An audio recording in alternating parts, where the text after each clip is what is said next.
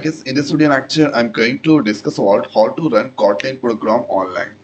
So this all codes that's going to run inside the online.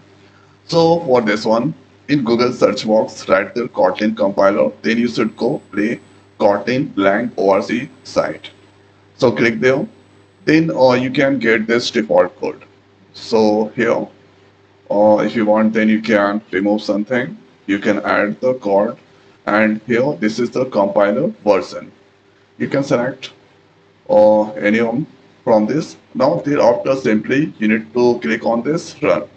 So hello world that's displaying. Thereafter here if you want here you can include something. Let's write there dot dot dot, and here you can save option is not there. So not to change anything, simply you need to click on this run, automatically this saved. The next is let's add two number for the Kotlin. Control V, automatically this saved. No need to use there. Control S. Now click on this run. Here the sum is 13. That's displaying. So this JVM you can get. You can use this on JS form. Generate JS. You can also click this.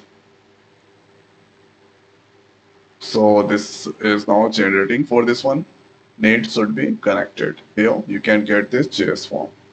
Generated JS code. Okay. Now you can see this is the JS. Let's click on this close. Now click on this run.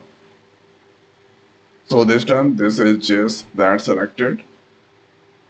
And now here I'm getting the same output. After that, this code you can share anywhere. And thereafter here you can see use JVM or different Java virtual machine. And here you can use this different version of the compiler. So the same code there you can get. So this is the most simplest way we can run Kotlin program online. So I hope guys this video is helpful for you. So now this video is over. So thanks for watching. See you next week. Thank you.